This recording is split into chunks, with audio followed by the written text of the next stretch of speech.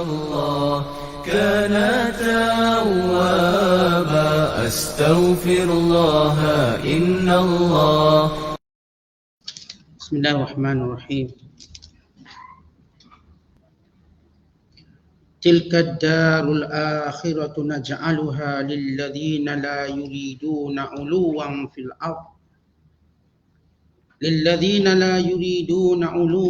في الأرض ولا فسادا والعاقبة للمتقين.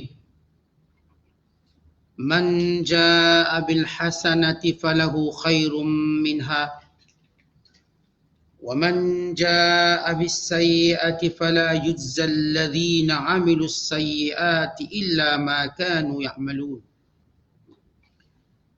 إن الذي فرض عليك القرآن لرادك إلى معاد قل ربي أعلم من جاء بالهدى ومن هو في ضلال مبين.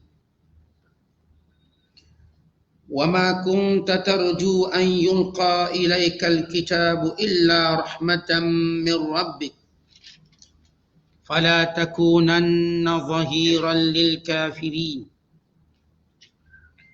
ولا يصدنك عن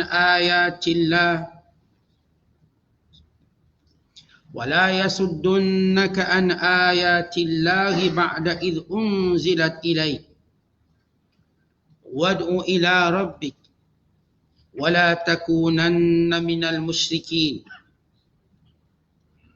ولا تدع مع الله إلها آخر لا إله إلا هو كل شيء هالك إلا وجهه له الحكم وإليه ترجعون. صدق الله العظيم. Negeri akhirat yang telah diterangkan nikmat-nikmatnya itu kami untukkan bagi orang-orang yang tidak bertujuan hendak mendapat pengaruh atau kelebihan di muka bumi dan tidak ingat hendak melakukan kerosakan, dan kesudahan yang baik adalah bagi orang-orang yang bertakwa. Sesiapa yang datang membawa amal baik pada hari akhirat, maka baginya balasan yang lebih baik daripadanya. Sesiapa yang datang membawa amal jahat, maka mereka yang melakukan kejahatan tidak akan dibalas melainkan dengan apa yang mereka kerjakan.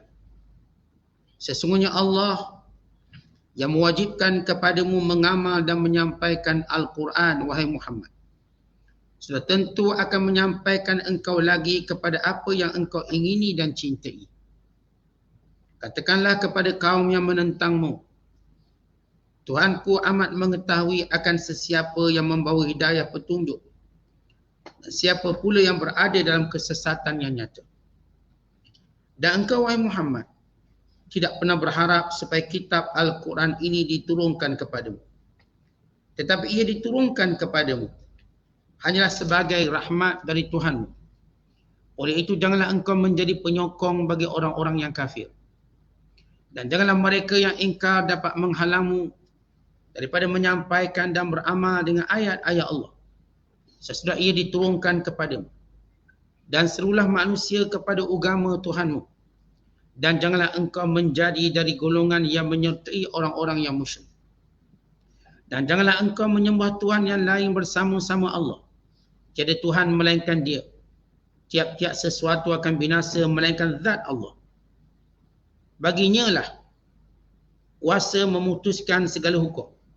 Dan kepadanya lah kamu semua dikembalikan untuk dihitung amal masing-masing dan menerima balasan. Kita berada pada ayat-ayat terakhir suratul Qasas. Surah yang ke-28 pada juzuk yang ke-20. Bermula daripada ayat 83 sehinggalah ayat 88. Sesudah kita menceritakan tentang kisah Qarun dan bagaimana kesudahannya. Sifatnya yang sombong, yang melakukan kerosakan di muka bumi, yang menentang kebenaran, yang mempersendakan Nabi Allah Musa AS dan Bani Israel, yang bersekongkol dengan Fir'aun dan bala tenteranya dalam merelakan kezaliman dan kemaksiatan. Maka Allah Ta'ala menyatakan kelompok dan golongan ini pasti akan binasa. Akan hancur. Segala ego yang ada pada harta benda dan pangkat mereka semuanya akan hilang. Dan mereka akan dapati tiada pertolongan yang akan mereka perolehi. Dan mereka akan mendapati bagaimana beratnya hukuman Allah Subhanahu Wa Ta'ala ke atas orang-orang yang bersifat sombong di atas muka bumi ini. Maka Allah menyebut sebagai i'tibar kepada kisah Qarun dengan mengatakan tilka darul akhirah. Sesungguhnya negeri akhirat itu. Yang dimaksudkan tilka darul akhirah, yakni syurga itu. Dia sebut negeri akhirat yang bermaknanya apa? Syurganya. Kalau kita sebut dunia yang bermaknanya ialah hartanya. Kalau di sini semua manusia berebut cari harta. Maka bila sebut akhirat yang bermaknanya ialah syurga. Maka bila Allah menyebut tilka darul akhirah, negeri akhirat ini yakni syurga ini. Naj'aluha, kami jadikan, kami milikkan, kami berikan lilladzina la yuriduna uluwan fil ardi wala fasada, kepada orang-orang yang bersifat merendah diri. Yang dimaksudkan merendah diri di sini ialah merendah diri kepada hukum Allah. Merendah diri kepada perintah Allah. Merendah diri kepada setiap apa yang Allah Ta'ala perintahkan. Kerana golongan yang sombong itu ialah orang yang menolak kebenaran yang datang dari Allah. Maka ini sombong teratas sekali. Itu menolak apa-apa kebenaran, menolak apa-apa perintah daripada Allah, maka orang ni sombong. Sebab dia berjalan atas bumi Allah, dimakan rezeki Allah, dia diberi nyawa oleh Allah, tiba-tiba dia bersikap sombong. Kita kalau pernah tolong orang sekali, lalu orang tak hargai, kita kata sombong dia. Dulu saya tolong dia, sekarang dia makin sombong. Dulu zaman sekolah saya beri dia makan nasi lemak, sekarang dia sombong. Hanya satu nikmat kita beri pada orang, kalau kita nampak reaksi je agak tidak mempedulikan kita, kita cepat kata dia sombong. Dan orang akan bersetuju dengan kita. Kalau kita kata kenapa orang kata dia sombong, sebab dulu masa sekolah saya tolong dia, sekarang dia dah kerja dia sombong, tak tegur saya.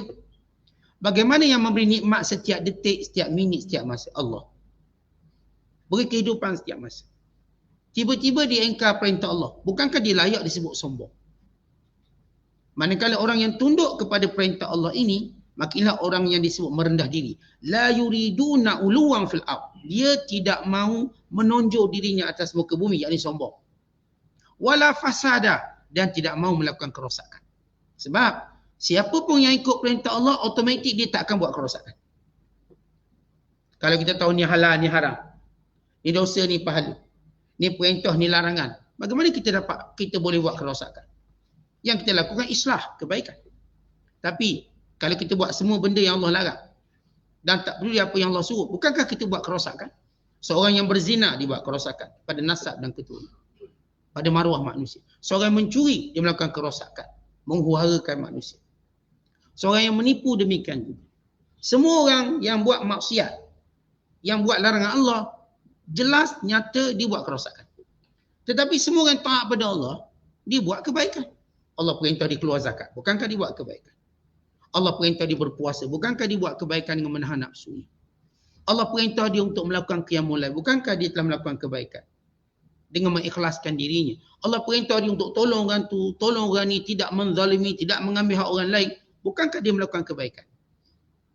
Maka di sini Allah menyatakan syurga itu Allah Ta'ala khususkan kepada orang yang tidak sombong di atas muka bumi, yang tunduk patuh pada perintah Allah dan tidak melakukan kerosakan, yang tidak melakukan larangan Allah. Wal aqibatu lil muttaqin, dan kesudahan tiap sesuatu itu milik orang bertakwa. Tuan-tuan, bila kita tengok filem, kita baca cerita, kita mesti nak tahu kesudahan. Semua benda orang akan nilai sudahnya macam mana, dia punya ending macam mana. Tengoklah filem durasinya 4 jam, 3 jam atau lebih. Pada itu kita nak kesudahan. Pada kesudahannya kita akan buat konklusi, gembira atau sedih. Ya, kalau hero menang, gembira. Maka itu konklusinya. Maka Allah nak beritahu dunia ini kesudahannya milik orang bertakwa. Sejauh mana pun orang kafir, sejauh mana pun orang jahat cuba menguasai dunia, kesudahannya milik orang bertakwa. Sehero mana pun mereka, sekebal mana pun mereka, dan melakukan kezaliman, kesudahan dunia ini milik orang bertakwa. Kenapa? Kerana dunia ini milik Allah. Dan Allah akan berikan pada siapa yang dikehendaki. Dan yang diberikan dunia ini, kekuasaan ini milik orang bertakwa.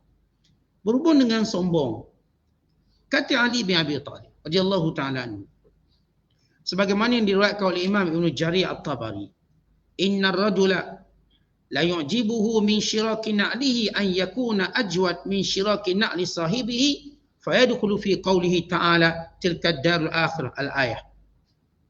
Siapa yang bila dia pakai slipper, dia rasa slippernya lebih baik pada slipper kawan dia, maka dia termasuk dalam ayat mereka yang ingin kesombongan atas muka bumi. Artinya slipper, tengok slipper dia lawa pada slipper kawan je, dia termasuk orang yang show off. Yang Allah Ta'ala kata syurga kami beri kepada orang yang tidak show off, yang tak menunjuk-nunjuk, tak sombong. Kata Imam Ibn Kathir, maksud kata-kata senari, hadza mahmulun ala ma idza arada bidzalika al-fakhra wat-tatawul ala ghairihi fa inna dzalika mazmum. Iaitu bila mana dia rasa kasut dia lebih lawa, slipper dia lebih lawa pada slipper orang lain, bila dia mula sombong dan menghina. Kalau dia rasa pakaian dia lawa dan dia seronok sebab lawa, tidak dianggap sombong. Dia bermula sombong tadi bila kita pakai pakaian lawa, bila kita kenderaan kita bagus, kita mula menghina kenderaan orang lain, menghina pakaian orang lain, barulah dianggap sebagai seorang itu sombong. Dalam hadis diriwayatkan oleh Imam Muslim dan Abu Daud, bila Nabi sallallahu alaihi wasallam bersabda, la yadkhulul jannata man kana fi qalbihi mithqalu dzarratin min kibri. Tidak akan masuk syurga orang yang ada walau sebesar zarah sifat sombong. Faqala rajulun, kata seorang lelaki, innar rajula yuhibbu an yakuna thawbuhu hasanah wa na'luhu hasanatan. Faqala innallaha jamilun yuhibbul jamal. Al-kibru batrul haqqi wa ghamtun nasi. Tidak akan masuk syurga orang yang ada walau sebesar zarah sifat sombong. Seorang lelaki bertanya, ya Rasulullah, seorang suka kalau pakaian dia nampak cantik, kasut dia nampak cantik. Lalu kata Nabi sallallahu alaihi wasallam, Allah itu cantik dan suka kecantikan. Sombong itu ialah menolak kebenaran dan menghina manusia. Artinya garis panduan untuk kita tahu sombong, kalau kita dapati kita miliki dunia lebih pada orang lain, rumah kita besar pada orang lain, kereta kita pun lebih bagus pada orang lain, pakaian kita, nilai pakaian kita, outfit pakaian kita lebih berharga daripada orang lain, misal katanya. Tapi kita dapat tu kita rasa cuma senang, seronok puas hati. Ini hasil kerja kita, kita mau beli pakaian ni. Ini hasil kerja kita beli kasut ni, kita beli kenderaan macam ni, kita minat. Kita seronok, puas hati, gembira dengan nikmat ini, maka tak disebut sombong. Yang sombongnya bila mana kita mula menggunakan nikmat yang kita ada bagi menghina orang lain. Kita naik kereta bagus, kita boleh hina ni, kereta awak dah tak seikut zaman. Kereta awak ni boleh buat tukung dan laut. Pakai kereta macam ni, misalnya. Jadi niat penghinaan, walaupun kadang-kadang niat dia gurau je. Ada orang niat dia gurau bukanlah sungguh sangat. Dia tak ada sifat sombong. Kadang gurau, pun begitu kita elakkan. Kerana walaupun gurau, bimbang, lama-lama dia akan jadi betul. Maksudnya jadi kebiasaan kita. Kita kadang-kadang untuk menghina orang bergurau pun kita cuba elak. Apatah lagi kalau betul. Supaya tak terbiasa. Kadang-kadang kita buat macam tu, lama-lama terbiasa. Lalu kita bercakap dengan sungguh-sungguh pula. Oleh sebab itu, orang yang seumpama itu dia elakkan lebih baik. Jadi secara kesimpulannya, yang dianggap sombong, yang mereka ini mula menghina orang lain sebagaimana Qarun menghina Bani Israel. Bukan menghina Nabi Allah Musa AS dan menyuruh semua Bani Israel berada di bawah tapak kaki. Ikut perintah dia. Maka mula sombong. Man jaa bil hasanah, siapa sahaja yang melakukan kebaikan, falahu khairum minha, baginya lebih baik daripada apa yang dilakukan. Siapa pun yang buat kebaikan, maka akan digandakan kebaikannya bermula 10 kali ganda sehingga 700 kali ganda, sehingga apa yang dikehendaki oleh Allah SWT. Ini berdasarkan hadis Nabi SAW. Siapa pun buat baik, maka Allah Ta'ala akan beri gandaan yang banyak. Gandaan tadi mengambil kira keikhlasan dia, mengambil kira kesan daripada kebaikan. Kita bila buat baik, Minimum keuntungan Allah bagi 10 kali ganda. Kita belum jumpa pelaburan atas dunia yang sanggup bagi 10 kali ganda. 10 kali ganda ni macam kita sebut macam 1000%. Kalau 100% maknanya 1 kali ganda. Kita labur 1000, dapat 2000. 100%. Ini dapat 10 kali ganda, 100 kita dapat 1000. Belum ada bank atas dunia ni sanggup bagi 10 kali ganda. Belum ada. Kalau bank biasa, paling tinggi tak 15%. Kalau pelaburan, tak 30%, 50%. Daripada apa yang kita laburkan, yang kita invest. Paling tinggi dia nak bagi katakan, okay, 2 kali ganda, 3 kali ganda. Siapa nak bagi 10 kali ganda? Ini minimum. Sebab itu berniaga dengan Allah paling untung sekali. Yang faham tentang hakikat kebaikan digandakan 10 kali ganda, maka mereka akan memilih untuk berniaga dengan Allah. Niaga dengan Allah. Ini yang disebut oleh Uthman bin Affan. Waktu datang bila Madinah dilanda dengan kemarau, kekurangan bekalan makanan, maka sampai rombongan Uthman bin Affan. Maka datang peraih-peraih, broker-broker berkata, wahai Uthman, jualkan kepada kami. Kami akan berikan sekali ganda atau 2 kali ganda. Lalu kata Uthman bin Affan, sudah ada yang membelinya dengan 10 kali ganda. Lalu kata para peniaga, siapa? Kami saja para peniaga yang berada di Madinah. Tak ada dah broker lain. Ni geng-geng broker sama-sama dia kenal. Tak ada dah. Siapa? Allah telah membelinya 10 kali ganda, bahkan lebih pada itu. Maka kamu menjadi saksi bahawa semua ini sedekah kepada penduduk Madinah. Kerana di antara keluhuran, kemuliaan seseorang tidak mengambil kesempatan bila datang musibah. Kita contoh ketika orang kena musibah, banjir ke, apa-apa saja, kita tak ambil kesempatan. Bahkan waktu itu yang paling baik ialah menolong. Berbanding meniaga. Misalnya, tiba-tiba berlaku gempa bumi misalnya. Orang susah berlaku, kita pun untuk meniaga kat situ. Maka bukan itu satu tindakan yang betul. Atau ketika kampung tu semua kena banjir, kita pun meniaga makanan kat situ. Memanglah untung sebab orang tengah lapar, dapur roboh belaka. Tapi itu bukan satu tanda kebaikan seseorang. Kerana kita tak akan meniaga ketika mana dalam musibah seseorang. Tak akan. Itu akhlak pada peniaga. Maksudnya kalau satu tempat saya kata kena banjir, kita pun nampak ni, kalau jual ni laku ni sebab dia orang tak masak, gas tak ada, kita pun buka. Kita pun untung banyak. Misalnya, akhirnya bukan akhlak yang baik. Tapi kalau kita derma waktu itu akhlak yang baik. Jangan ambil kesempatan ketika orang susah lalu kita meniaga. Dan situasi biasa, okey, sila meniaga. Dan situasi biasa. Dan situasi seumpama ini musibah, tak boleh. Madinah bila ditimpa kemarau teruk, maka Uthman mengambil sikap tidak meniaga. Bukan berikan keuntungan selama ni dicatat banyak dah. Beri. Beri percuma kepada penduduk Madinah. Maka ini yang akan menyelesaikan kemuliaan. Dan ini menjadikan Uthman lebih maju. Sebab orang ni, tuan-tuan, bila kita buat baik tengok dia susah, dia ingat sampai bila-bila. Maka pasti dia tak akan beli barang melainkan dengan Uthman bin Affan. Selepas itu. Ini promosi paling baik sekali sebenarnya. Bila kita buat sesuatu kerana Allah, ia promosi paling baik. Kemudian Allah Ta'ala menyatakan, وَمَنْ جَاءَ بِالسَّيِّئَةِ, dan siapa yang melakukan kejahatan, فَلَا يُجْزَى الَّذِينَ عَمِلُوا السَّيِّئَاتِ إِلَّا مَا كَانُوا يَعْمَلُونَ. Yang buat jahat, Allah Ta'ala cuma membalas ikut kejahatannya. Tanpa digandakan. Kerana Allah Maha Adil. Kalau dia buat jahat sekali, dia takkan ganda 10 kali. Sekali itu je.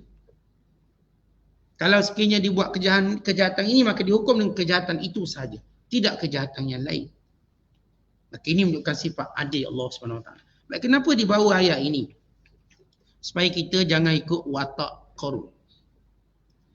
Dan watak Qarun ini sebagai iktibar sepanjang zaman. Kekayaan yang Allah beri satu ujian. Kalau kita sombong, kita bukan sekadar memang tak dapat akhirat. Bahkan dunia pun dah rugi. Maka siapa yang benar-benar nak untung dunia akhirat, hiduplah di atas muka bumi ini tanpa ada sifat sombong. Dan tanpa melakukan kerosakan. Dan sibukkan diri untuk melakukan kebaikan. Kerana tersedia balasan yang hebat. Dan jauhi daripada melakukan kejahatan. Jauhi daripada buat perkara yang tidak baik. Baik, selepas Allah menyebut tentang iktibar kisah Qarun, maka Allah Ta'ala kembali, ataupun Allah Ta'ala mengingatkan Nabi SAW. Sebab kisah-kisah ini Allah turunkan pada Nabi Muhammad SAW secara khusus. Dan pada umatnya secara umum. Untuk Rasulullah sampaikan kepada umat. Bila Allah berfirman, innal ladzi farada 'alaikal Qur'an laraduka ila ma'ad. Sesungguhnya Allah yang menurunkan Al-Quran, dia akan mengembalikan kamu ke tempat asal kamu, yakni Mekah. Apa sebab turun ayat ini? Sebab turun ayat ini ketika mana Nabi SAW dihalau keluar daripada Mekah. Maka Rasulullah bila tengok musyrik Mekah makin buruk tekanannya kepada orang beriman, sehingga Rasulullah memerintahkan para sahabat untuk berhijrah. Maka Nabi sallallahu alaihi wasallam sendiri berhijrah dengan Abu Bakar Siddiq, bersembunyi di Ghuthur untuk satu tempoh. Kemudian bila Rasulullah mula bergerak meninggalkan Mekah sampai satu kawasan namanya Juhfah. Juhfah ialah satu tempat juga dianggap miqat bagi orang menunaikan ibadat umrah atau haji. Ia miqat bagi penduduk Mesir. Jadi kalau orang daripada Mesir dia datang ke Mekah, maka dia punya miqat dia Juhfah. Kalau kita orang Malaysia, miqat kita Qarnul Manazil. Itu miqat kita. Miqat ni tempat berniat. Kalau orang Mesir, Juhfah. Waktu saya daripada Mesir pergi haji, kita naik kapal, maka bila sampai kawasan perairan Juhfah, maka dia beritahu, sekarang kita berada di Juhfah. Maka siapa yang nak buat umrah, nak masuk Mekah, maka dia akan niat di sini. Maka ini Juhfah, miqat bagi ahli Mesir. Maka Rasulullah SAW bila sampai kat Juhfah, juga masih berada kawasan Mekah. Maka Rasulullah SAW mula rasa rindu. Atau tinggal kampung halaman dengan maksud, bukan balik kampung ni. Bukan kita tinggal kampung sebab nak kerja untuk satu tempoh. Tinggal terus ni, dihalau. Maka Rasulullah SAW teringat ini tempat lahir dia. Dan ini tempat lahir ayahnya. Dengan bahasa mudah, tempat lahir keluarganya. Lalu kata Jibril AS, tashtaqu ila baladika wa maulidika. Wahai Muhammad, apakah kamu rindu pada negerimu dan tempat lahirmu? Maka jawab Nabi SAW, na'am, ya. Lalu Jibril AS berkata, sesungguhnya Allah Ta'ala berfirman, maka turun ayat ini, innal ladzi farada 'alaikal Qur'an laraduka ila ma'ad. Allah yang menurunkan Quran padamu akan kembalikan kamu ke Mekah. Tetapi kembali ke Mekah dengan keadaan juara, menang, menguasai mereka. Kembali semula dengan maruah yang mulia. Ini mukjizat Al-Quran. Kerana Mekah waktu itu masih berada dalam genggaman orang-orang musyrik Mekah. Dan Nabi SAW baru bermula hijrah. Artinya tempoh Rasulullah berada di Madinah dengan tempoh pembukaan kota Mekah 8 tahun. Kerana Mekah dibuka pada tahun 8 Hijrah. 8 tahun, sebelum 8 tahun kejadian, Allah Ta'ala dah beri janji pada Nabi SAW bahawa Allah yang menurunkan Al-Quran akan mengembalikan kamu semula ke Mekah. Baik, apa kaitannya? Kalau Bani Israel terpaksa keluar tinggalkan Mesir, dihalau keluar daripada Mesir, maka Rasulullah pula dikeluarkan daripada Mekah. Maka Allah menjanji, sebagaimana Allah janji pada Bani Israel untuk dikembali ke Mesir dan mengambil semua warisan harta Firaun. Demikian juga Allah janji pada Nabi SAW, yang menghalaumu wahai Muhammad, kamu akan kembali semula, bukan menguasainya, bukan kamu akan memerintahnya. Maka ini janji Allah SWT. Kemudian kata Allah, selepas menyebut tentang janjinya, Qur Rabbi a'lamu man ja'a bil huda. Katakanlah wahai Muhammad kepada orang kafir, Tuhanku lebih mengetahui siapa yang datang bawa petunjuk. Wa man huwa fi dhalalim mubin, dan siapa yang sesat. Bila Rasulullah sallallahu alaihi wasallam berhadapan dengan kaum musyrikin Mekah yang terus memperkotak-katikkan Nabi sallallahu alaihi wasallam dan terus mendustakan Rasulullah, membohonginya, menolak kerasulannya, dan juga memperbodohkan segala hujah yang dibawa oleh Nabi SAW. Akhirnya Nabi diperintahkan oleh Allah, katakan begini pada mereka. Katakan, tak apalah, Allah tahu siapa yang dalam petunjuk dan siapa yang sesat. Mereka ni kata, kamu ni bukan Nabi. Kalau Nabi, kenapa tak turun malaikat? Kenapa kita tak turun sekaligus? Kenapa tak itu? Kenapa tak ini? Inilah, Allah lebih tahu siapa betul dan siapa salah. Baik, itu jawapan kepada semua syubhat, semua tohmahan musyrik Mekah. Tentang kita, kalau kita cakap betul, lalu orang pun kata kita tak betul, bla bla bla, last tak apalah, Allah tahu. Dia kata lah kali Allah tahu, tak apalah, Allah tahu. Apa pun Allah yang akan hukum siapa salah. Dia dah jawab macam-macam, kita dah kata macam-macam. Lalu orang ni masih tak nak percaya misalnya, last kita kata tak apa, Allah tahu. Allah tahu saya jujur, Allah tahu saya betul. Maka Allah perintahkan pada Nabi SAW sebab penolakan yang pelbagai. Dijawab macam ni, dikata macam ni pula. Sebab dia tak nak fikir dengan setiap jawapan Rasulullah SAW. Walhal kalau dia persoalkan satu benda dan Nabi SAW dah jawab, maka selesai. Irtibas, keraguan tadi, maka dia patut beriman. Mereka kata kenapa tak turunkan malaikat? Lalu Quran jawab. Rasulullah beritahu mereka, kalau turun malaikat, kamu pun tak akan nampak malaikat tu namanya malaikat. Dia akan berupa jadi manusia. Maka bukankah benda yang sama baik turunkan manusia terus? Dan bila dia manusia, maka dia akan ada watak-watak manusia. Jawapan itu jelas. Bila dikatakan kenapa tak turun Quran sekaligus? Kenapa turun Quran satu persatu, ayat berayat, surah bersurah? Maka jawapannya bagi menjawab setiap persoalan kamu. Setiap persoalan kamu tanya, jawab. Takkanlah umpama begini, ni orang-orang yang punya keraguan. Lalu saya tu bercakap semua jawapan. Tak mungkin. Dia tak akan mungkin dipahami. Kita beritahu keraguan kita, maka dia jawab. Kita tanya soalan kita, maka dia jawab. Maka Al-Quran menjawab persoalan mereka, menjadikan mereka mudah faham. Dan tidak menjadi beban pada mereka untuk mengkaji seluruhnya. Maka mereka tetap pusing kot lain pula. Minta mukjizat pada Nabi SAW. Tahu mereka bila minta macam-macam. Mekah biar jadi kebun anggur, air. Permintaan tadi bila Allah Ta'ala kata wahai Muhammad, mereka minta bukan untuk beriman. Kenapa? Kerana sebelum itu mereka minta lebih besar pada itu. Apa dia? Terbelah bulan. Tuan-tuan, setakat nak tukar Mekah jadi kebun tu tak susah. Tak susah. Dengan teknologi hari ini memang Mekah boleh tukar jadi kebun. Tapi apa yang Allah suruh ataupun Allah tunjukkan, satu mukjizat yang tak mungkin akan berlaku. Dengan apa pun cara, melainkan pada Nabi SAW, mukjizat terbelah bulan. Ini mukjizat paling besar sekali. Mengatasi mukjizat terbelah laut. Kerana mukjizat terbelah laut itu ialah di daratan. Mukjizat terbelah bulan tu di angkasa. Di lautan ini manusia boleh pegang dan sentuh. Siapa boleh pegang bulan? Tidak mampu. Mukjizat bulan. Maka bila musyrikin Mekah minta bulan itu terbelah dua, dan Nabi SAW memohon pada Allah dan bulan itu terbelah sebagaimana mereka minta. Bukan sekadar dilihat oleh orang Mekah dan orang sekelilingnya. Lalu mereka berkata ini sihir yang nyata.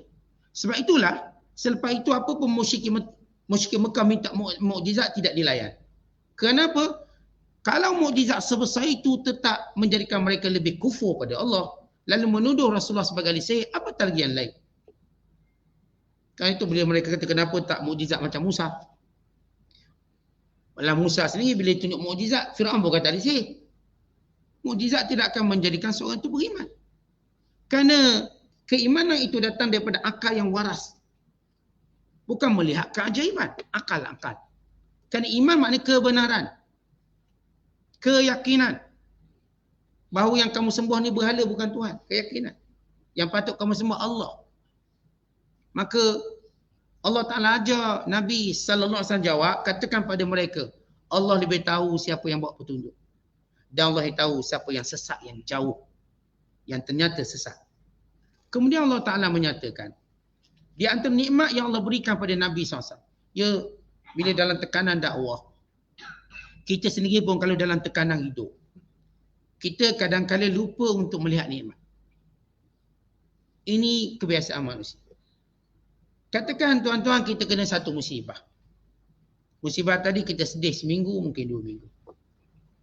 Di sebalik musibah yang kita sedih dan tekanan atas musibah tadi, kita lupa nikmat yang banyak yang masih kita punyai. Ada orang, bila hanya seorang anak dia Allah ambil. Anak dia lagi 7, 8. Dia lupa nikmat anak-anak yang lain. Dia duk mengelamun dengan satu nikmat yang hilang. Umpama seorang yang hilang RM100, dia pun sedih. Kenapa jangan hilang RM100? Walau dia masih ada RM100,000 yang banyak. Manusia, bila kena musibah, maka musibah itu menundukkan dia melainkan dia membilang kembali nikmat Allah padanya, dia akan bangkit balik. Lepas tu kita dah sebut dalam Quran, Allah tak pernah suruh kita bilang musibah. Sebab musibah tu sikit. Tapi Allah suruh kita bilang nikmat, sebab nikmat tu banyak. Wa in ta'uddu ni'matallah la tuhsuha. Kalau kamu membilang nikmat Allah, kamu tak boleh kira. Allah tak kata wa in ta'uddu musibatallah la tuhsuha. Kalau kamu bilang musibah yang Allah kenakan pada kamu, kamu tak boleh kira. Tak, musibah boleh kira. Tuan-tuan hidup ni 30-40 tahun, cuba kira musibah sikit. Berapa banyak musibah kita kena? Boleh kira. Tak banyak musibah. Bukan dalam musibah tu ada nikmat.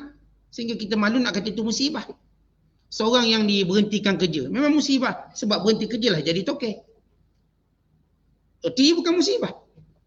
Mungkin waktu tu dia cerita saya kena buang kerja. Contoh. Macam musibah. Tiba-tiba dengan sebab dia dibuang kerja, dia kerja sendiri. Dia jadi lebih bebas, lebih senang. Bukankah itu nikmat sebenarnya? Jadi kalau kita nak kira musibah, macam tak ada musibah. Kerana setiap musibah itu ada gantian. Bukan lebih baik. Yang ni mati anak, Allah ganti lagi 3-4 orang anak dia. Yang ni misalnya hilang benda tu, hilang benda ni, Allah ganti lebih baik. Maka kita malu untuk termenung ataupun bersedih dengan musibah.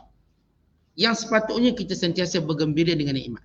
Maka Allah Ta'ala dalam tekanan Nabi SAW, dakwah ni tertekan. Kata kita nak ubah orang tertekan. Nak ubah anak pun tertekan, jangan kata orang lain. Nak suruh anak kita ni solat, oh tertekan. Tension main anak. Nak suruh anak kita ni biar mengaji sungguh, oh tension, tertekan. Nak suruh suami berubah, nak suruh bini berubah, tertekan. Ini kan umat berubah. Umat tekanannya tinggi. Maka Allah kata apa?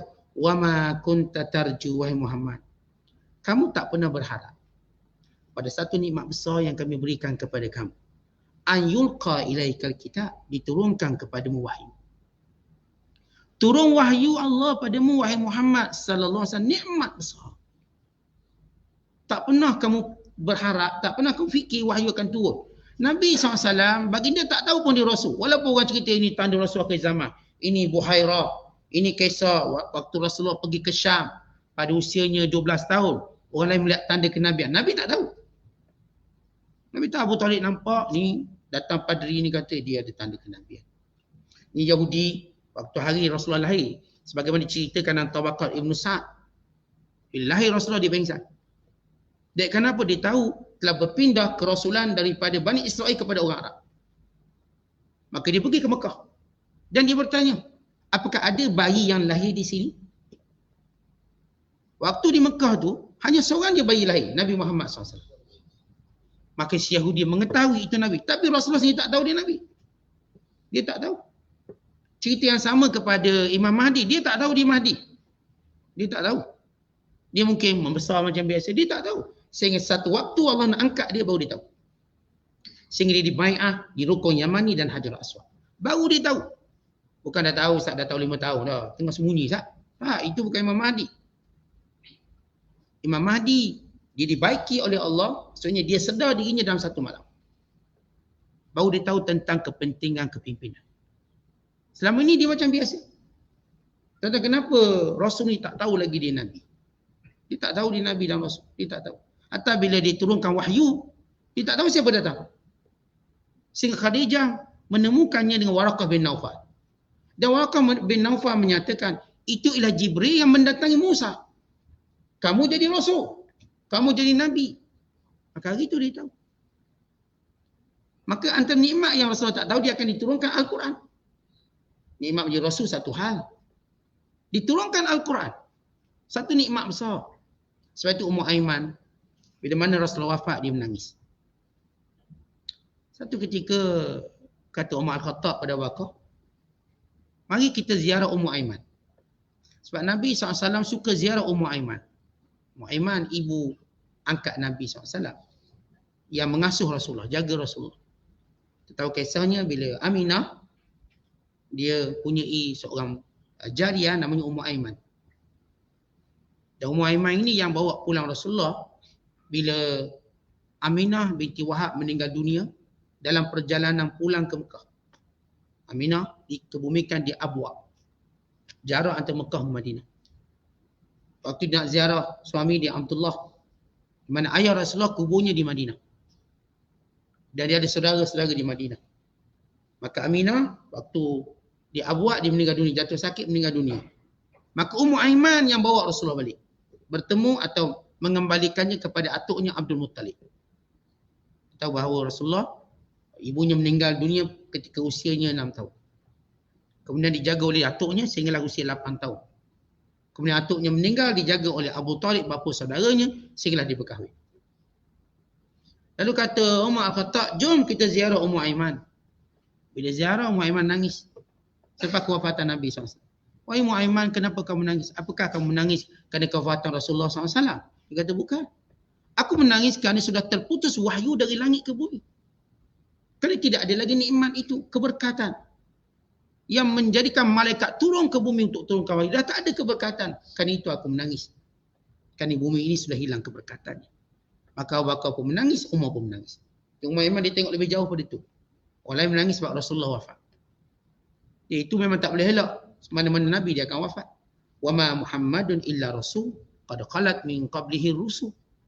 Tidaklah Muhammad melainkan macam rasul-rasul lain datang dan pergi. Allah dah ingatkan ayat ini turun dalam peperangan Uhud. Peperangan Uhud artinya lebih kurang 8 tahun sebelum Rasulullah wafat sudah ada ayat memberitahu. Bukan ayat yang berbunyi innaka mayyit wa innahum mayyitun. Wahai Muhammad, kamu akan mati suatu hari nanti dan mereka juga akan mati. Allah dah beritahu, tak ada pun dalam ayat sebut Rasulullah SAW akan kebal tak mati. Dan sahabat tahu benda tu, cuma waktunya. Tapi Ummu Aiman melihat lebih jauh.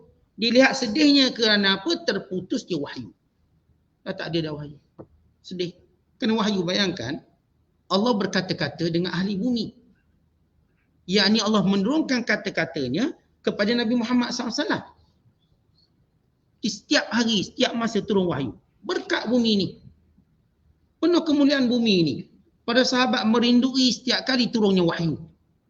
Apa yang Allah nak beritahu? Tuan-tuan umpama, walaupun umpama ni kecil tak boleh nak banding sangat, cuma nak faham je. Umpama titah sultan sentiasa datang kat sini. Jak datang titah sultan. Jak datang titah sultan. Seronok tak kita tempat kita sentiasa mendapat titah sultan? Makna kita dengan sultan dekat lah tempat kita ni. Sultan atau titah. Beritahu okey, dijemput makan pula. Dijemput sekian-sekian, dijemput sekian-sekian. Dia sentiasa hantar titah. Siapa tak datang kuliah bawa nama ni hantar kat aku. Kata sultan, misalnya. Jadi kita pun takut. Siapa yang baik lah suruh naik pangkat. Kita pun seronok. Umpama itu turun wahyu. Siapa yang derhaka maka kena macam ni. Siapa yang baik kena macam ni. Seronok. Dia direct. Wahyu Allah SWT. Maka sahabat sentiasa gembira. Semangat buat baik. Dan takut buat jahat. Kerana Allah turun wahyu. Kalau buat jahat Allah turun wahyu. Allah mengingatkan bahayanya, azabnya, sengsaranya. Dan begitu perumpamaan ni. Supaya besar. Kerana itu Ummu Aiman menangis. Maka kata Allah, kamu tidak pernah berharap akan diturunkan kepadamu kitab. Illa rahmatan min rabbik, malaikat ini ialah satu rahmat Allah pada kamu.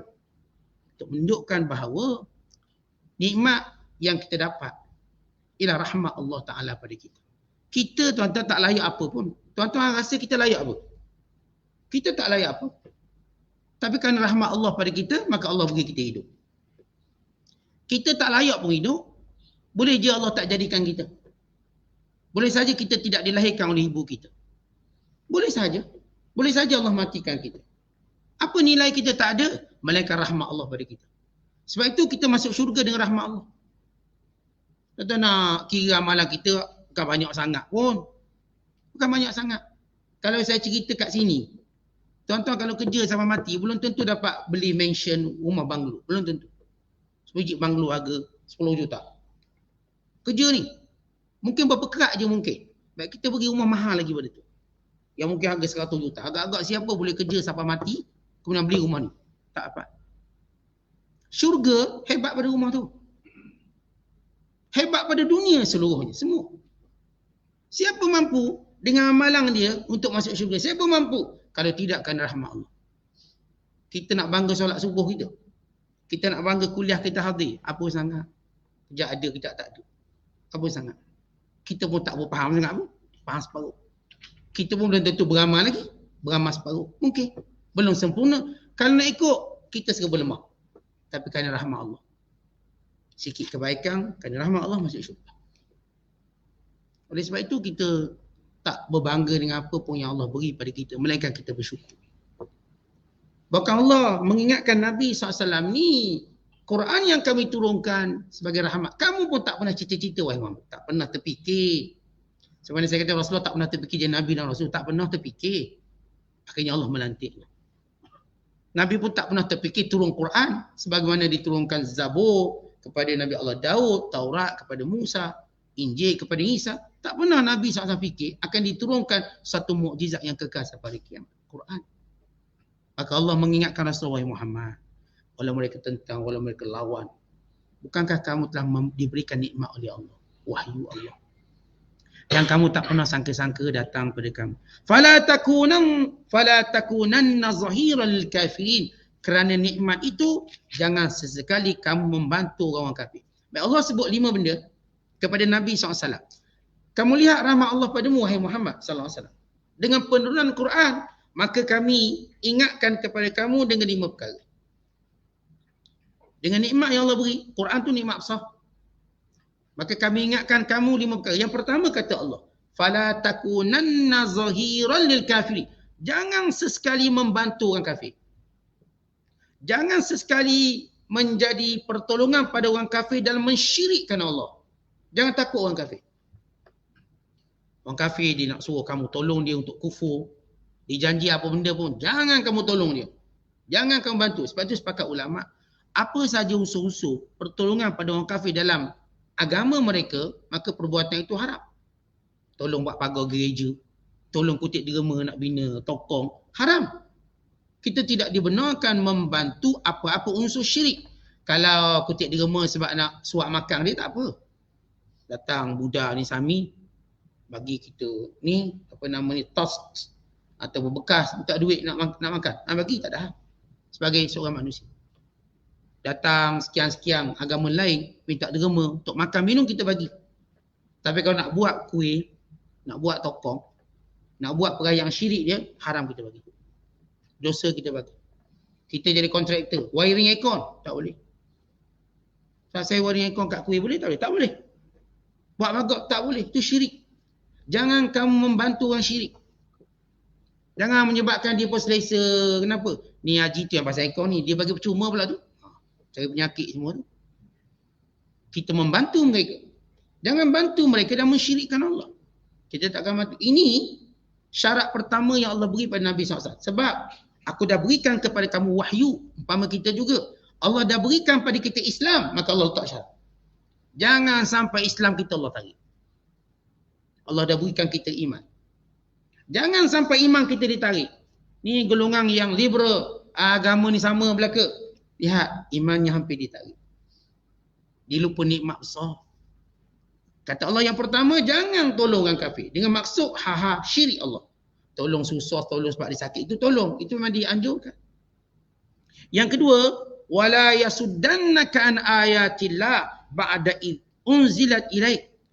Jangan kamu berpaling, jangan kamu peduli sebarang bentuk halangan yang dilakukan oleh orang-orang kafir bagi tersebarnya kebenaran, tersebarnya Islam ini kepada manusia. Jangan. Artinya walau mereka cuba untuk sekat kamu macam-macam, maka jangan peduli benda itu. Maksudnya berdasarkan ayat yang lain, bila Allah menyatakan fasda bima tu'ma wa a'rid anil jahilin. Wahai Muhammad, hadapi seluruh perintah Allah. Jangan peduli segala halangan mereka.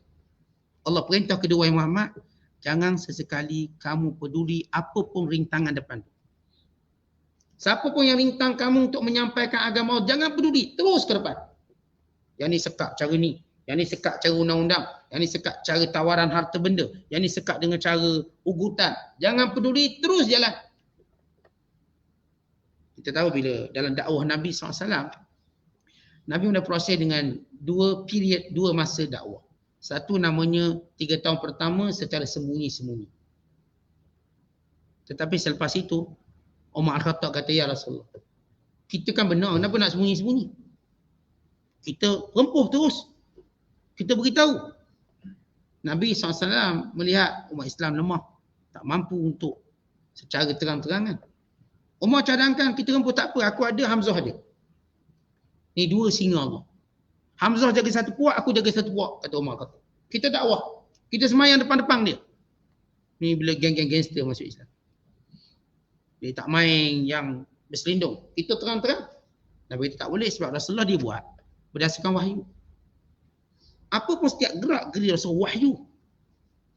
Akhirnya turun ayat. Fasda' bima tu'mar wa arid al-jahili. Wahai Muhammad, laksanakan perintah sebagaimana disuruh dan jangan peduli lagi golongan menentang. Bila turun ayat ini bermula dakwah secara terang-terangan.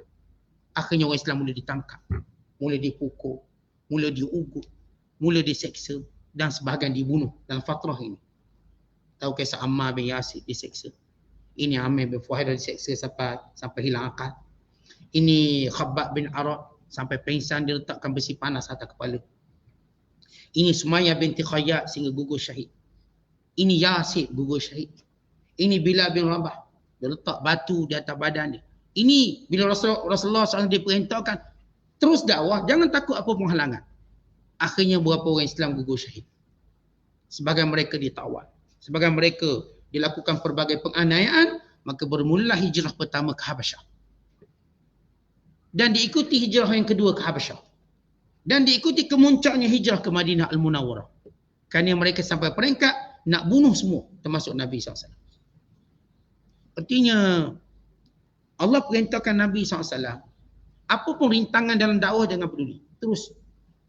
Dan yang ketiga yang Allah perintahkan, wadu ila rabbik, terus menyeru manusia kepada Tuhanmu. Tiada sekutu baginya. Sampaikan, sebarkan agamanya dan iklankan, nyatakan, siarkan risalah yang suci, yang mulia ini. Jangan bertangguh-tangguh lagi. Allah melarang Nabi SAW bertangguh-tangguh dalam dakwah. Esoklah dakwah, tak ada sekarang. Terus Rasulullah buat. Tanpa penangguhan, tanpa fikir risiko. Bila turun ayat ini, Rasulullah dah tak fikir risiko. Kita kan manusia, bila buat benda-benda fikir risiko. Risiko, bila nak berniaga fikir risiko. Bila nak buat ni fikir risiko. Itu memang sifat manusia. Tapi dalam dakwah agama Allah, jangan fikir risiko. Buat je, maka datang pertolongan Allah. Maka Rasulullah tak fikir risiko ni. Walaupun depannya ialah kematian. Dia sahabat-sahabat melalui benda tu. Kematian. Yang mereka tahu musyrik Mekah tak akan lagi berlembut dengan mereka. Kerana kali ini mereka berdakwah secara terang-terangan. Akhirnya berlaku apa yang berlaku. Sehingga Nabi SAW di pulau ekonomi ataupun disebut Muqata'ah, pemulauan ekonomi selama 3 tahun. Sehingga para sahabat makan daun-daun kayu, minum air lopak-lopak di lembah Mekah. Kita katakan disekat ekonomi sedemikian rupa. Dengan luar biasa. Tapi Allah tetap suruh Rasulullah terus. Tak boleh sembunyi. Maka ini dakwah. Kemudian yang keempat yang Allah perintahkan, wala takunanna minal musyrikin. Maka jangan sesekali kamu menjadi orang yang menyekutukan Allah dalam tindak tanduk kamu, jangan. Atau redha dengan cara mereka. Maksud jangan jadi musyrik Mekah, jangan menjadi orang yang musyrik, menyekutukan Allah dengan apa cara? Dan jangan, maksud ayat ini, dan jangan redha dengan jalan mereka. Kadang-kadang tuan-tuan kita nak kurangkan risiko, tak apalah. Kita redha lah apa dia buat. Kita redha. Tak boleh redha. Tak boleh redha dengan kekufuran orang kafir. Redha ni maksudnya kita macam iktiraf je lah. Tak apalah biarlah dia. Tak boleh. Allah beri peringatan pada Nabi SAW. Jangan kamu jadi orang yang menyekutukan Allah. Maksudnya ialah redha dengan cara mereka. Ini yang saya sebut tentang liberal tadi. Fahaman liberal. Dia redha kata agama sama belaka. Ini redha. Dan kaedah ulama' menyatakan ar-redha bil kufri kufrun. Redha dengan kekufuran maka kufur. Siapa yang redha ke kafir, biarlah dia pun nak masuk syurga juga. Dengan kekufuran. Maka ini perbuatan kufur. Yang masuk syurga cuma orang beriman. Cuma orang Islam. Tak boleh cakap gitu. Sekarang semua agama nak masuk syurga. Tentang siapa yang kata yang masuk syurga tu orang beriman? Allah. Syurga tu siapa punya? Allah. Bukan kita kata, Allah kata. Yang masuk syurga cuma orang beriman. Orang kafir tak akan masuk. Bukan tak akan diampunkan dosa. Bukan tak akan diringankan azab. Siapa kata Allah? Kita tolong beritahu apa yang Allah beritahu. Kalau kenapa pula orang Islam ni syurga nak dia gini, kita tanya. Syurga tu milik siapa? Milik Allah. Yang kata boleh masuk, tak boleh masuk, Allah. Yang kata orang kafir tak boleh masuk syurga tu Allah, bukan ustaz. Bukan untuk guru. Mereka menyampaikan apa yang Allah sebut. Tuan-tuan, ni rumah kita. Ini bila ni rumah saya ada kuasa untuk kata siapa boleh masuk dan siapa tak boleh masuk. Kemudian saya beritahu kepada mana ni wakil saya seorang ni. Tolong beritahu. Orang ni boleh masuk, orang ni tak boleh masuk. Awak ni pandai-pandai, bukan rumah awak je lah, bukan rumah saya. Tapi tuan rumah tu beritahu saya. Tuan rumah tu beritahu saya, jangan masuk orang ni. Nak masuk yang ni je boleh masuk. Takkan itu analogi mudah kita faham? Syurga milik Allah. Dan Allah dalam Quran, dalam banyak ayat, mengatakan orang kafir tak boleh masuk syurga. Tempatnya dalam neraka. Innal ladzina kafaru min ahlil kitab wal musyrikin fi nari jahannam khalidina fiha. Ulaika hum syarrul bariyah. Sesungguhnya semua orang kafir di kalangan ahli kitab dan yang menyembah berhala, yang menyekutukan Allah, mereka ini akan masuk dalam neraka. Mereka kekal di dalamnya. Mereka seburuk-buruk makhluk Allah. Siapa kata tu? Allah kata. Dan surah Al-Bayyinah. Kita baca surah Al-Bayyinah. Allah jelas sebut. Dan banyak lagi ayat yang lain. Di sini Allah beritahu pada Nabi SAW, jangan kamu redha dengan semua yang menyekutukan. Jangan redha dengan mereka. Kelak kamu akan jadi seperti mereka. Yang kelima, wala tad'u ma'allahi ilahan akhar. Dan jangan kamu menyembah selain daripada Allah. Yang tadi jangan jadi ni, jangan menyeru, panggil, ajak pula kepada sekutu Allah Subhanahu Wa Taala yang tidak layak disembah, yang tidak layak untuk diibadat melainkan Allah Subhanahu Wa Taala. Baik, ini 5 perkara yang Allah Taala perintah pada Nabi SAW. Dan perintah ini perintah untuk orang beriman. Habis kenapa Allah sebut pada Rasulullah? Untuk menunjukkan kemuliaan Rasulullah SAW. Dan Rasulullah akan sampaikan. Macam kita lah. Raja nak bercakap, dia tak bercakap dengan semua rakyat. Dia bercakap kepada wakil rakyat. Cakap yang ni sebab orang ni ada keutamaan. Wakil kita. Yang ni akan bercakap pada kita. Allah melantik Rasulullah sebagai Rasul. Maka Allah beritahu pada Rasulullah sebagai satu kemuliaan Nabi SAW. Sebab baginda dekat dengan. Dan supaya Rasulullah beritahu pada umatnya. Kalau kamu sudah beriman pada Allah, maka jangan buat 5 perkara ni. Kan nikmat yang Allah beri tadi. Macam kita lah, kalau kita beri dia satu benda, kita beri dia satu kelebihan, kita pun bagi syarat. Ni saya akan bagi awak sebulan 2,000, tapi syaratnya begini. Begini syarat. Bila orang tu beri sesuatu pada kita, boleh tak dia bagi syarat? Boleh. Kalau awak tak nak, saya boleh ambil balik. Saya nak bagi awak kereta sebiji. Nak tak nak? Nak, tapi dengan syarat. Syarat kereta ni tak pergi tempat maksiat. Kereta ni pergi tempat baik-baik. Kereta ni tak boleh buat awet. Buat bini tak apa. Kereta ni sekian-sekian. Kalau awak tak nak, saya ambil balik. Atau saya tak bagi. Boleh atau tidak? Ya. Yang memberi boleh bagi syarat. Allah beri kita iman dan hidayah. Allah beri petunjuk dan Allah boleh beri syarat. Aku beri kamu keimanan. Aku beri kamu Islam. Aku tak beri semua orang. Kamu aku pilih Islam. Lahir Islam. Memeluk Islam. Beriman. Tapi ada 5 syarat. Mesti kamu sampaikan agama Allah. Mesti wajib. Jangan kamu bersekutu dengan orang-orang yang mensyirikkan Allah. Jangan kamu peduli apa pun risiko dalam agama Allah. Tidak, aku cabut iman kamu. Dan jangan kamu menyeru ke arah kesyirikan. Dan mesti kamu ajak manusia kepada Tuhan. 5 tugas utama orang beriman. Sebagaimana tugas ini pada Nabi Muhammad SAW, ini juga tugas pada semua orang beriman. Tak buat, maka Allah boleh ambil balik. Yang tak menghargai pemberian Allah, Allah boleh ambil balik. Macam saya katakan, setiap yang memberi, dia boleh bagi syarat. Apatah lagi yang diberi ini benda yang paling mahal sekali. Apakah ada pertukaran iman kita dengan mana-mana mata benda dunia? Kalau kita pun buat acuh tak acuh, akhirnya Allah cabut Islam, Allah beri ke orang lain. Allah cabut keimanan, diberikan pada orang lain. Diceritakan kisah seorang Bani Israel. Seorang ulama Bani Israel. Bila dia tidak mencegah kemungkaran yang dilakukan oleh anak dia. Orang lain buat, dia tegas. Bila anak dia buat, dia tak tegas. Maka dia mula berlembut dengan anak dia. Dia tegar juga tapi lembut sikit lah. Dengan orang lain tegas. Maka Allah mewahyukan kepada Nabi Bani Israel pada zaman ini. Beritahu dia bahawa Allah tak akan lagi menjadikan di kalangan zuriat kamu orang soleh. Tak akan ada lagi.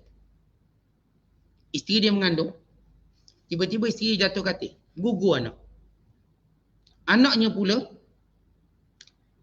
terlibat dengan kemalangan juga mati. Maka dia tidak lagi punya zuriat yang mewarisi dia. Dia berhenti soleh kat dia je. Tak diberikan. Sebagai hukum Allah. Ini kadang-kadang bila kita buat melanggar perintah Allah, Allah jadikan tak ada lagi zuriat kita baik macam kita. Kita baik. Tapi ada yang kita cuai sikit. Akhirnya anak-anak kita tak jadi macam kita. Kita duk jaga solat, jaga masjid. Tiba-tiba anak kita masjid pun tak pergi, solat pun tak. Hukuman pada kita. Dan Allah tarik. Kita duk ingat dah kita soleh. Dah kita tok guru, anak pun tok guru. Macam tu kita fikir. Kita duk ingat kita kaya, anak kita pun kaya. Kita duk ingat kita bahagia. Dah kahwin dah 60 tahun, anak kita pun bahagia. Tapi bila kita meremehkan perintah Allah, maka Allah akan menghukum kita. Daripada orang zuriat yang baik ini, ataupun orang soleh ini, tak ada lagi zuriat soleh dia. Tak ada. Habis. Dia berhenti kat dia je. Dan anak-anak dia tak bahagia macam dia bahagia. Berontakkan rumah tangga dia. Sebagai hukuman. Sebab tu kita muhasabah bila berlaku apa-apa. Yang sekali kita ayah mak ni, duk ingat bila kita ni bagus kedudukan, anak kita pun sama akan mewarisi kebagusan kita. Akan mewarisi kebaikan kita. Tidak semestinya. Melainkan kalau kita benar-benar patuh perintah Allah. Maka Allah menjanjikan zuriat yang soleh dan solihah untuk kita. Akhirnya kita baik, anak-anak kita pun baik. Kita soleh dan solihah, anak-anak kita juga begitu. Sebab kita jaga perintah Allah.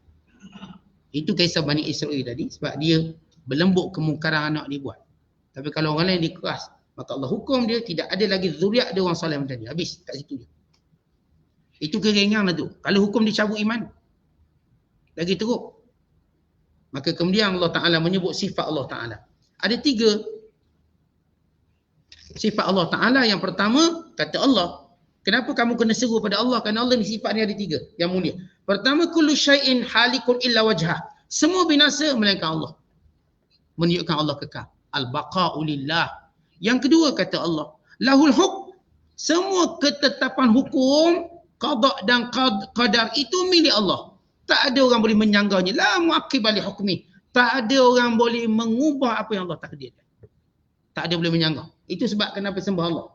Yang ketiga kata Allah, wa ilaihi turja'un. Kerana kepada Allah kamu semua akan dikembalikan. Allah suruh Nabi SAW beritahu pada orang-orang kafir zaman dia dan zaman selepasnya. Kenapa hanya kena sembah Allah je? Kenapa hanya seru Allah je? Kenapa kena ibadat pada Allah sahaja? Sebab Allah ada 3 sifat utama yang tak ada pada sembahan yang lain dari Allah. Yang pertama, Allah dia yang tak binasa. Yang lain binasa. Yang kedua, Allah yang menetapkan setiap keputusan. Tiada yang boleh menyanggah. Dan yang ketiga, semuanya kembali pada Allah. Semua kita mati kembali pada Allah. Dan Allah akan menghisap kita atas kebaikan dan keburukan yang dilakukan oleh manusia. Wallahu bissawab. Assalamualaikum.